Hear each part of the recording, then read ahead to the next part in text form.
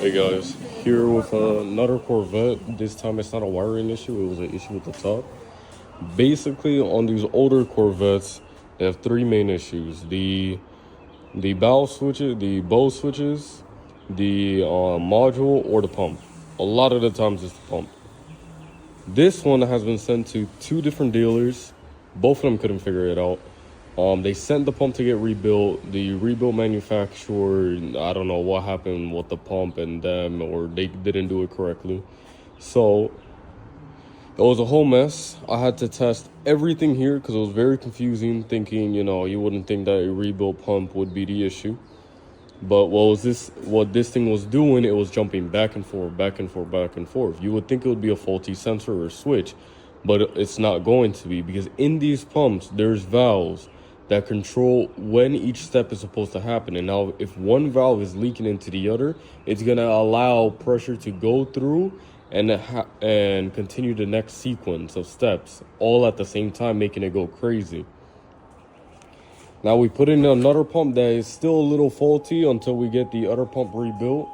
But this pump, at least we can open and close the top without it glitching. Also, this Corvette is super nice. Only 4,000 miles on it.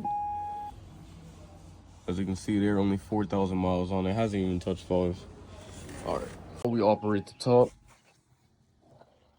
As you can see there, the storage compartment trunk cannot hit against this metal. If it's hitting against here, that means the pump is showing signs of failure.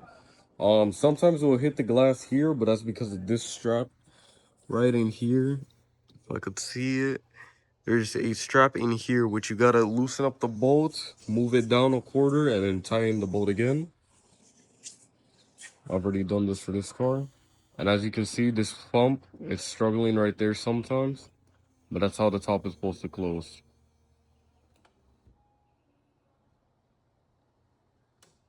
Perfect. And then for it to open, it's supposed to pop up this lid.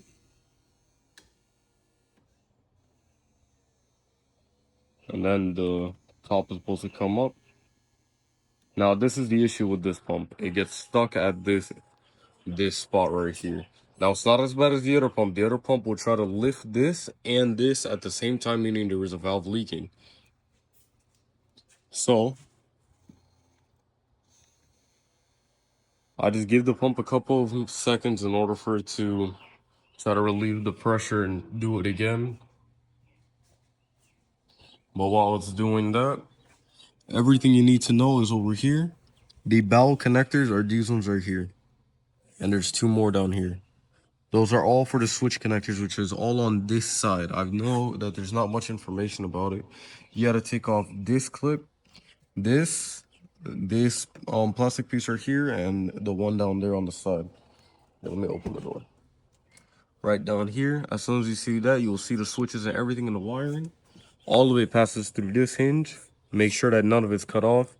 And then all of the cables are right here for testing.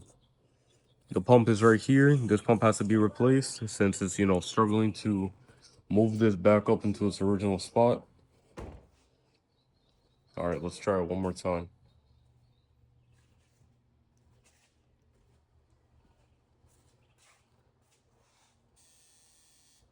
As you can see, it's still doing the same issue.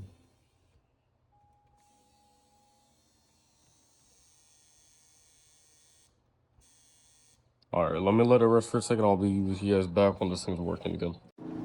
Now, after a few minutes of waiting, now the roof is finally working again. The top is going down. As you can see, they're not touching. The glass part is touching a little bit, but with this thing being a little misaligned, it's not gonna always be perfect.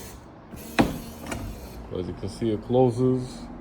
It waits for it to close all the way over there. And right here, it releases for you to put this top back into its latching spot. Now, like I said before, all the sensors are on this corner pillar. There's no sensors on this side. And all the sensors for the latch and the storage compartment are right here in the middle, as well as on the actual latch itself. The first thing I would always diagnose is the pump, because that's the most common issue on these things, as that's what was the problem with this one as well. And that will be it for the video. Now, if you have any questions about the electrical side of things on this Corvette, please leave a comment down below.